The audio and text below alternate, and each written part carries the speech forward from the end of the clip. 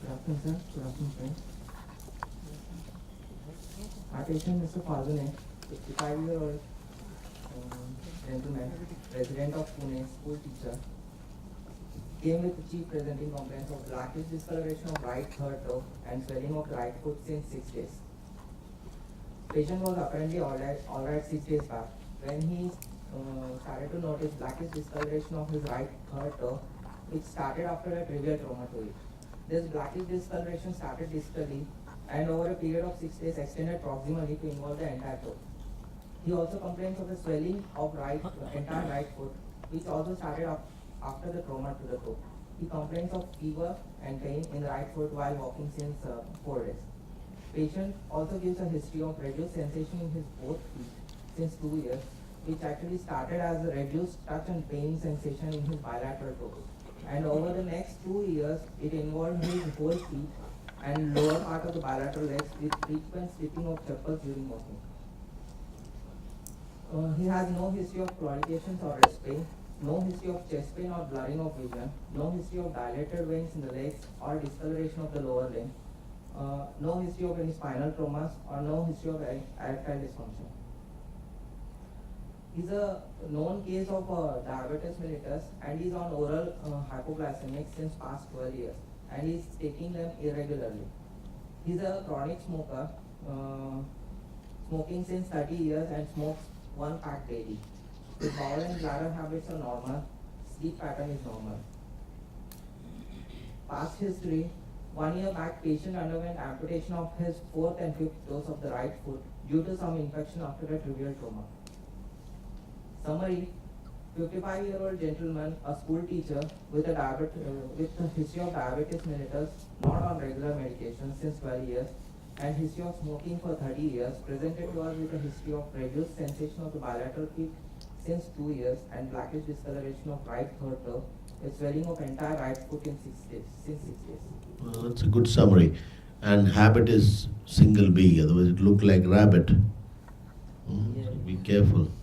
Spell mistakes, yeah, they're doing good. Now, 12 years to smoking and foot, and that's covered. Okay. I've examined my patient in a well-lit room after taking a verbal informed consent and exposing his bilateral lower limb and abdomen adequately. My patient is in sitting and standing position. My patient is conscious, oriented, time, place in person, is averagely built and nourished. His BMI is 20 kg per meter square. There is pallor, but no icterus, clubbing or generalized lymphadenopathy. Pulse is 106 beats per minute in right radial artery with good volume, regular rhythm and normal character. The BP is 110/80 in right arm supine position.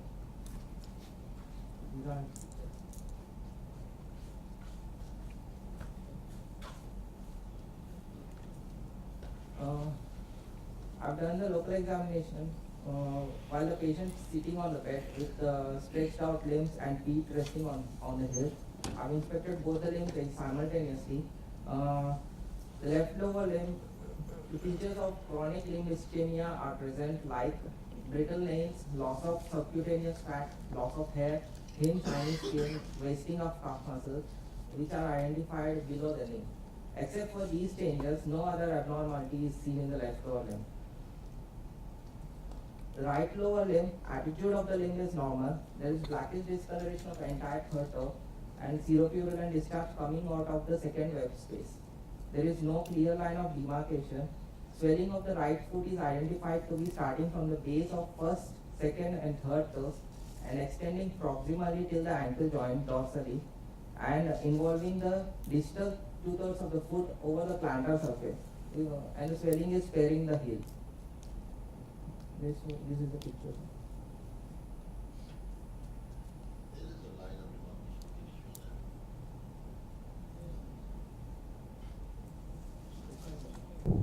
Yeah, that's a line of demarcations. There is some congestion. That doesn't mean it is going to. The line of demarcation is presently visible. Because to me, that would be. Is it dry gangrene or wet? Wet, sir. Just look at it. You're making it wet because you think it's a diabetic.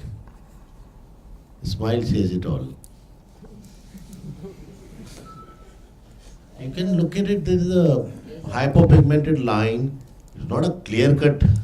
Actually, Wait a minute. There can be an acute and chronic limb ischemia. But that is a dry shriveled part. You expand on it, just magnify it, magnify it.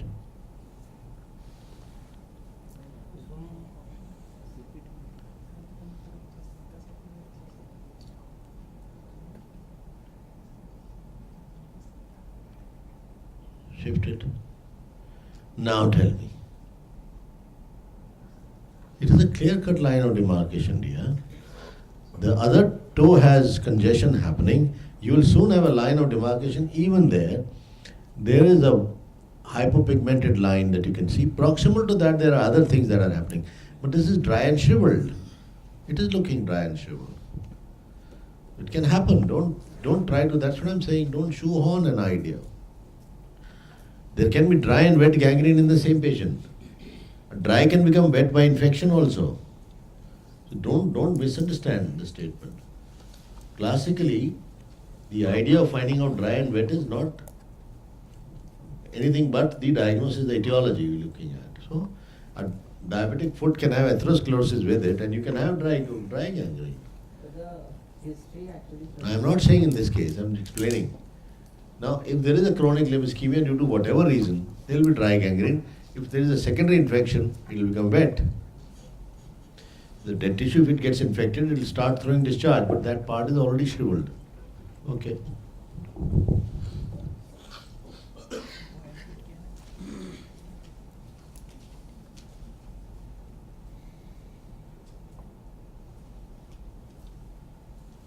There is a blister over the dorsal aspect of the foot, 1 centimeter proximal to the metatarsophalangeal joint of 1 into 1 centimeter.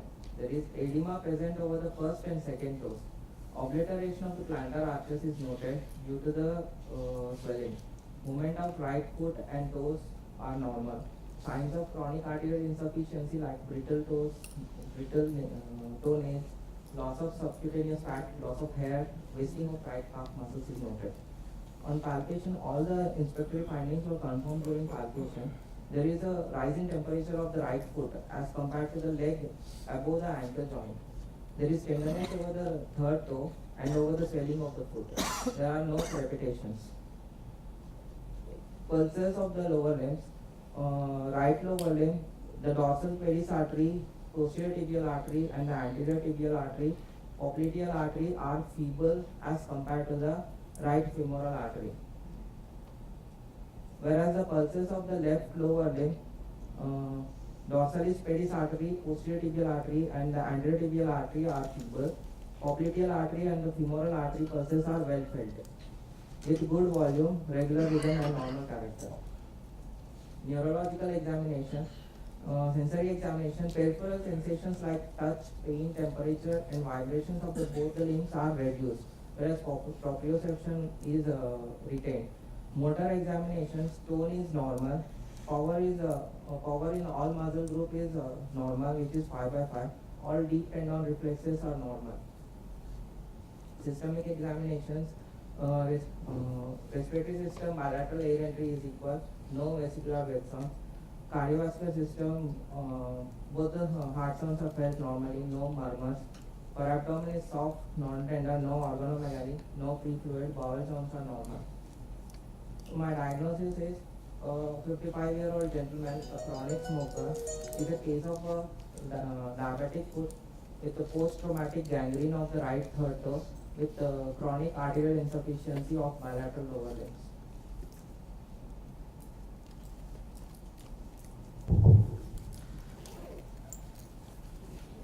Any questions?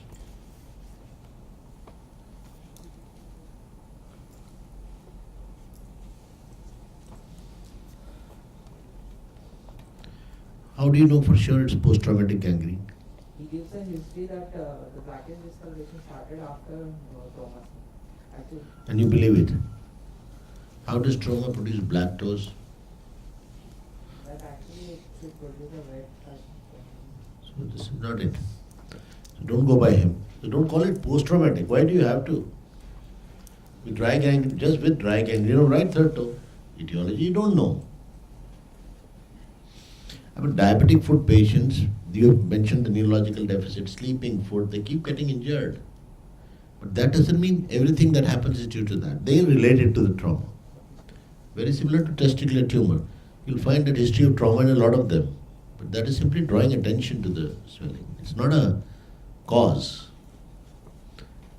So a 55-year-old gentleman, a chronic smoker, case of diabetic foot with post-traumatic gangrene of right third toe.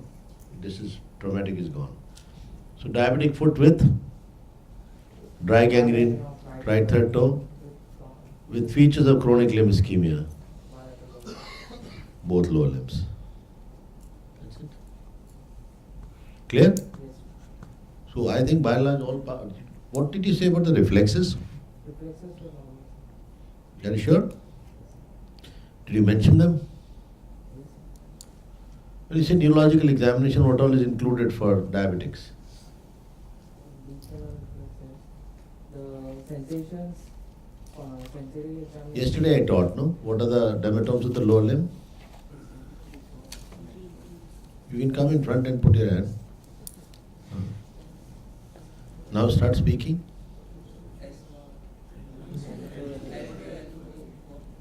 No. Now with the other hand you tell us what does it mean. No, both hands in your pocket. 2, 3, 4, 5 laterally. S1, S2, S3. What did you find? Any sensory loss? There was sensory loss of both the limbs in both the feet, sir. You have to say that S1. S1. That's why dermatome is important. Otherwise you'll say under the heel, below the toe. In which area, which dermatome? S1. So that's it. That's why dermatomes are important. And did you look for the vibration sense? Yes, sir. What did you find? It was also reduced, sir. More in the right. So proprioceptive sensation also gone, right? That reduced. Saying it or did you? Proprioception would the movement of those he could. No, posterior column I was talking about. But proprioceptive are there? Yes, No, sir. they are normal. Yes, sir. He is got an idea of the movements of the joints Yes, sir. and no Charcot joints clinically. Clinical no Charcot. Okay. Let's move. Why do you think there is chronic arterial insufficiency? His history of chronic smoking since 30 years and a history of diabetes mellitus with examination features of chronic arterial insufficiency like wasting of muscles, loss of hair, brittle nails, loss of subcutaneous fat. All this contribute to the idea of chronic arterial insufficiency of arteries. What is the reason for that? What is the cause of this chronic arterial insufficiency? So the atherosclerotic plaques in the femoral popliteal, probably at the femoral popliteal junction. See, diabetics get the plaques, but in the bigger vessels, Yes. and then they get those emboli showered, and they get acute on chronic limb ischemia. That's how they get it. So they can have all three put together. Why do you say it's a diabetic foot? Here the components like infection, neuropathy and vasculopathy, all three are present, which is a definition of a diabetic foot. So that is why I think this is a case of diabetic foot with infective examination features of all swelling and infection. Diabetic foot with dry gangrene. How do you explain the dry gangrene? It's chronic limb ischemia. That's what you're saying? Dry gangrene could be because of thromboembolic episode obstructing a digital artery. Now, if it was a thromboembolic episode, it will produce an acute. But that is wet gangrene.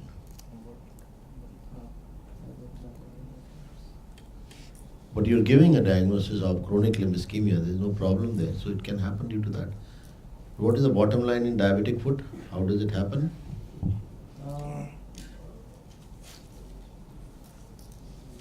One is because of autonomic neuropathy causing motor dysfunction, which would reduce the secretion of sweat, causing dryness of the skin, leading to cracks, which would become a portal of entry for the infection. And the second thing is the insensate foot, loss of sensation over the feet, where the perception of trauma is not perceived by the patient, which would delay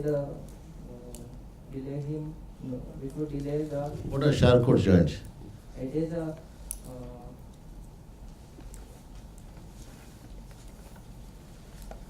neuroarthropathy, sir, which is more commonly seen in the midfoot. This is because of two theories. One is neurotraumatic theory and one is neurovascular theory.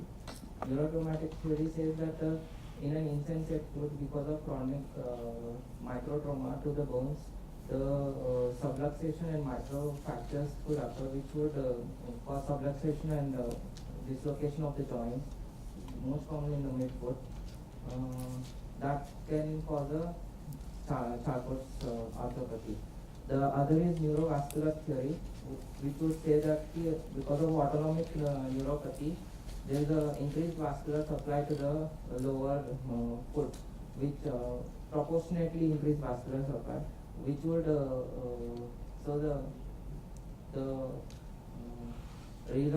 bone resorption and destruction are not matched. How do Charcot's joints contribute?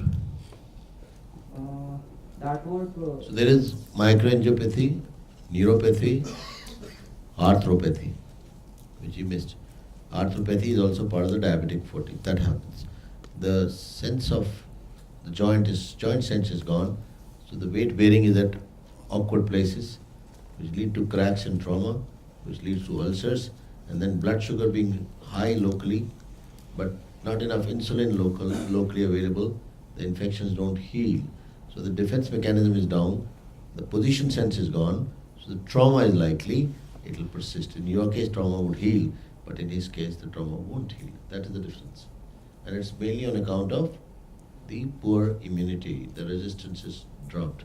Because of the rich sugar, bacteria treat it like candy, but there is no insulin that reaches there because of the blood supply being poor. Antibiotics don't reach there because the blood supply is poor. So it is. Therefore, for this reason, a lot of people used to treat diabetic foot with local insulin injections locally because the levels used to be less of insulin. Insulin levels would be less. Insulin dressings were also used. People have tried many things. Okay, how do you proceed? I would ask for the investigations to confirm the diagnosis, support the diagnosis, and to treat the patient. To confirm, I would ask for HbA1c levels and random blood sugar and duplex scan of the bilateral lower limb. So, and to support my diagnosis, I would ask for X-ray foot of the involved lower limb, which should be one joint above and below, and in two views, and I will also take a first sample for culture sensitivity. My primary goal would be to convert this infective wound to non-infective, which the idea would be to give a broad spectrum antibiotics before the report of culture. Later, the antibiotics appropriate to the culture report. Then serial debridements of the involved foot, surgical debridement, and then. How do you take the culture for swab for culture?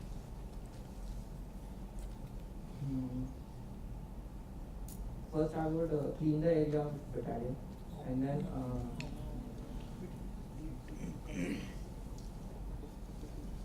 I would take a swab, insert at the area which it is releasing serotonin and discharge. Now I'll ask what I have to ask, no? Because I already know what he's trying to talk about. Anybody? In diabetic foot, we go deep and we take a tissue biopsy for culture.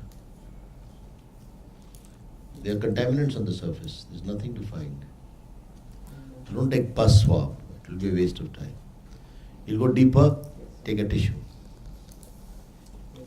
which is cultured by microbiologists. They culture it. Fungus is common. So look for fungal infection. And the anaerobes, obviously. If you take it from the surface, you will find nothing. And betadine cleans nothing. Betadine is not used by many people for cleaning also. Nowadays the concept for wound healing is what is safe for your drinking is safe for cleaning. So can you drink? What? Water, I was asking. So never answer a question unless it is complete. Okay? Now, there is a randomized control trial which we did, water versus saline. And we found water is equally good, running water. But the problem is water should be clean. So warm saline is ideal because it's soothing, pain is less, and it does the job. There is no role of betadine. Betadine has a problem actually, it's epithelial-cidal. It destroys the epithelium. And some granulation that is happening will be destroyed. So betadine is not a good tissue, good antiseptic. Okay? Alright, so that's how we'll take a biopsy. I'll ask those questions only. I know what you're already ready with. Now coming to the debridement, what is the... What do you understand by debridement? It is a removal of dead necrotic tissue, either by mechanical or by chemical. How is it different from surgical toilet? Surgical toilet, we take out the necrotic tissue with a scalp. Surgically removal of necrotic tissue with a scalp. Can you do debridement with chemicals? Yes, sir. How? Use salt and collagenase. No, you can't. Debridement means, debrima is a Latin word which means to unleash. So you cut it till you have bleeding, which should be huge. Toilet means getting the slough removed, which you can do by surgical means or chemical means. So you can't do a chemical debridement. They use it loosely. And U-salt does nothing. But I'll still stick to it because the name belongs to my college. That's the only reason. What does the U-salt stand for? Edinburgh University. Okay, I always correct it. It's not Edinburgh. It's not Chandigarh. It's Edinburgh University solution of lime. It is still used in Royal Infirmary in Edinburgh. And it is still very effective. I use it in my wards. But like I said in the beginning, I'll go by evidence. So what I have to teach you is based on what I find as level 1 evidence. It is not found to be extremely beneficial, but we find it useful, I must tell you. Similarly, hydrogen peroxide. What does it do? It will create oxide radicals, free radicals, causing oxidation of the tissue. It also does nothing. It's water with foam. It gives a nice feeling. But actually it's cleaning. So it's not harmful. U-salt is not harmful. But if you stick U-salt gauze on a wound, when you remove it after 48 hours or 24 hours, it is changed from wet to a dry dressing. So when you remove it, it takes out the slough and also the granulation tissue. That is not good. That is why once in a while, and in soakage or U-salt bath is alright, but don't use it for a dressing. So saline to clean, and actually you need a moist dressing to cover. Moist dressing for a dry wound, dry dressing for a moist wound. There should be optimum moisture. This is the concept of moist wound therapy for the wound to heal. And when you provide the dressing, I was telling you yesterday, epithelial cells have to fill that pit. So that they fall in an orderly fashion, you have a dressing. And dressing is titrated against skin. So an ideal dressing should be like skin. Therefore, Lister said long ago, it's still true, skin is the best dressing. But you can't get skin everywhere.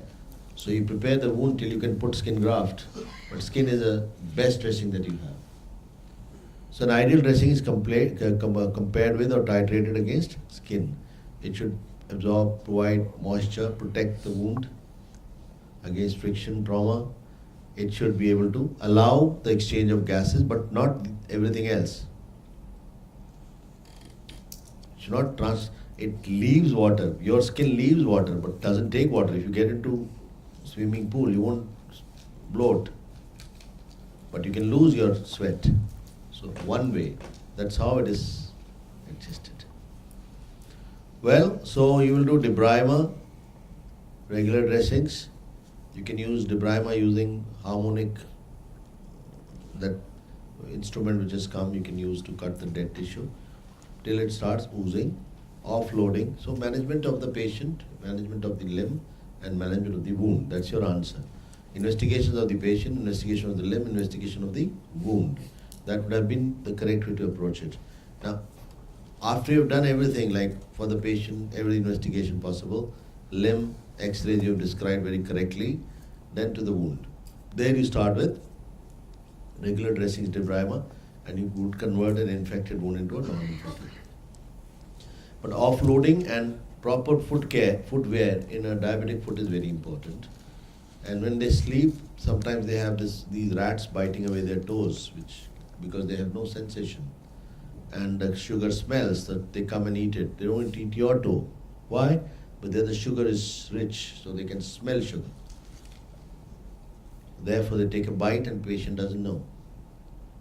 You get the point? So that's where you need to protect the limb. If they are coming from a poor place, they may not have a protection. They use a mosquito net at least to cover it. So these are various things that you do in general. Then you do specifically something. What do you do for the foot now? We're down to foot. Offloading, amputate the dead part, and you should try to preserve the limb. Debride, rest, you can preserve a lot of these limbs. They do, the circulation comes back. The ultimate aim of dressings is to make a wound either have its own skin or to be ready to receive a graft. What's an absolute contraindication to split thickness skin graft?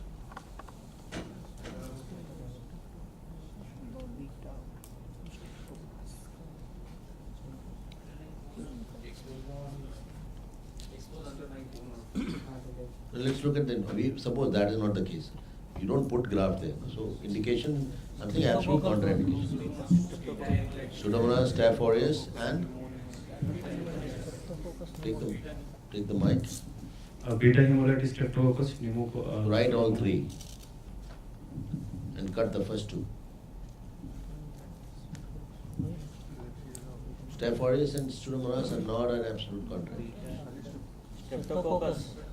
Only Streptococcus beta hemolyticus, because it produces fibrolysin, which breaks the fibrous bands, so the graft won't take.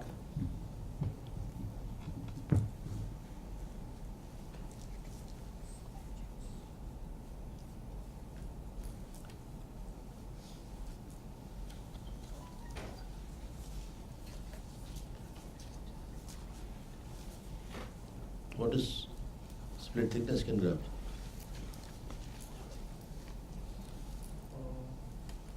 Epidermis and part of the dermis will be. What is full thickness skin graft? It includes all ends of the skin. What is the other name of split thickness skin graft?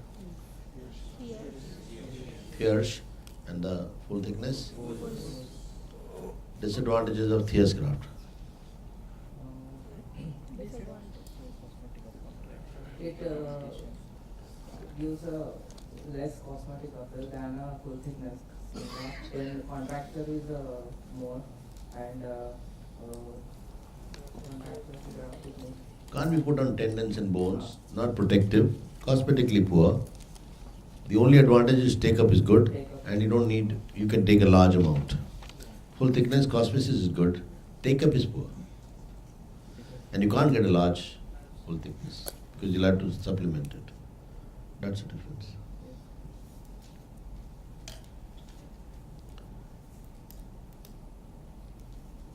Vascular part of it, you also will take care based on the collateral. Same, we have discussed that part, so I'm not getting there.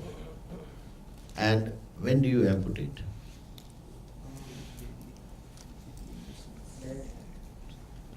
Dead, deadly, damn nuisance. When it is dead, you'll amputate.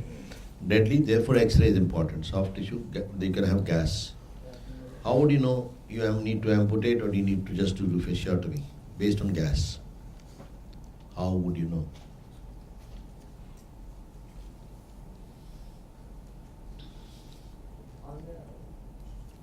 If there is gas under the skin, then it is a Clostridium anaerobic gangrene.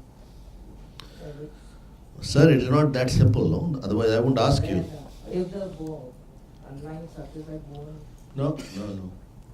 Who will answer it? Okay. Sangeeta? What are the gas forming organisms? Clostridium velshae. And?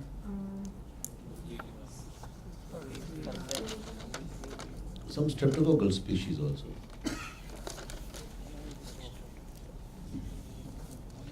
The gas forming organisms are not just Clostridia. There is a streptococcal gas gangrene also. The difference is the other gas gangrenes involve only one group of muscles. They don't spread to other groups. Clostridia goes in the sheath, so it goes fire up. So in Clostridia you may need to do amputation. In the streptococcal gangrene you will just do the fasciotomy and debridement. That's it. So amputation is not the answer to all gas gangrene. Please understand that. But sir, clinically, how do we know them? You will know where the crepitus is, and we are getting an X-ray done. We'll know the muscle group. When you do the X-ray, how does the gas look? Black dots. So you'll see which muscle group is involved, and that muscle group you remove. So you'll have, say, leg, calf only. Anterior group is free. Lateral group, peroneal. You just remove them. Based on that, you will know whether it's streptococcal or clostridial gas gangrene. Patient is more toxic with anaerobic gas gangrene, where you can get into septic shock. The other one is not so toxic, but you accidentally find gas. Sometimes you have to be careful. Patient has been debrided. The gas could have been because the wound is open. So your patient has come to you afterwards. There is gas due to, it's an iatrogenic cause. You don't amputate for that. But in that case, again, it will be confined to one segment. So you don't need to amputate, just open it up. And the other treatment is give oxygen. So you come down to hyperbaric oxygen for an anaerobic limb. With anaerobic limb, treatment is oxygen. Anaerobic infection, treatment is oxygen. Give them what they don't want, and they will die. Leave the wound open, there is oxygen. It will heal. Any questions? How do we comment on bilateral lower limb wasting, like calf muscle wasting? He will do as he did. He very cleverly covered it up as chronic limb ischemia involving both limbs, right more than left. Yeah, but like anthropometric measurement or how is it? No, see, how do I compare two people who are both losing their weight? It will still be a relative finding. But that doesn't mean there is no wasting. I have to assume one is normal, relatively. If I say, let's pick up the normal 10 people in the crowd. Now I'll pick up relatively normal 10 people in the crowd. Nobody is normal. So it's all relative. So when I'm comparing two sides which are both diseased, the less diseased becomes the normal, relatively, and the diseased one has to be compared against that. You have rupee compared against dollar, Indian rupee, And then Pakistani rupee is even worse, so they can compare against Indian rupee. Beyond that, I don't think beyond that you would compare, but generally speaking, it will be as it goes down. So it's always relative. Not that Indian rupee is doing very well. But vis-a-vis Indian rupee, Pakistani rupee is doing worse. So they can still be compared. So it is always about relatively normal. There is nothing like a normal limb, ever. Okay? Any questions?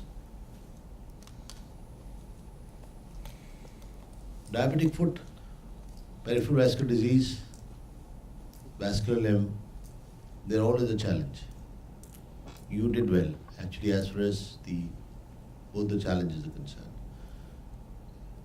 Just remember, if you're asked a question, only answer the question. Because it's not your problem to talk more about it unless you're asked. The disadvantage of doing it is, if you say something which is not correct, it may not have been even asked. It's very similar to when I used to do the national board, those radio things about thesis, writing an examination paper, how to write it correctly, what to do, what not to do. It used to be once upon a time televised and talk about way back. So I would be talking and there'll be questions coming. It was almost like a channel. Somebody asked about highlighters. Whenever we check papers, wherever, MS or DNB or MBBS, whatever, we find that they highlight so much, there's hardly any sentence which doesn't have a color. Now, the disadvantage is, you have lost priority, the examiner will lose it faster. And sometimes you highlight your mistakes more. So even if he's skipping it, you say, hey, where are you going? Look what I've done. Similarly, in a practical exam, do not speak about things which are not asked. Why are you speaking? Because it doesn't get you any help. What should you do? You give an answer and leave a question. He'll ask you that question. Give an answer, leave another. That's how you lead an examiner into examination. Is that all right? Don't try to answer what has not been asked. Because you're losing a question, and if you're answered wrongly, you lost question and answer both. So be careful on that. You have any question? Can we place a skin graft on the same rope after dividing everything and You mean immediate skin graft. The only risk is failure. Otherwise, there's no problem. The wound has to be relatively clean, and the surface has to be, there's always a recipient site which should be prepared well. It becomes possible at some point, but not immediately. Thank you. Well presented.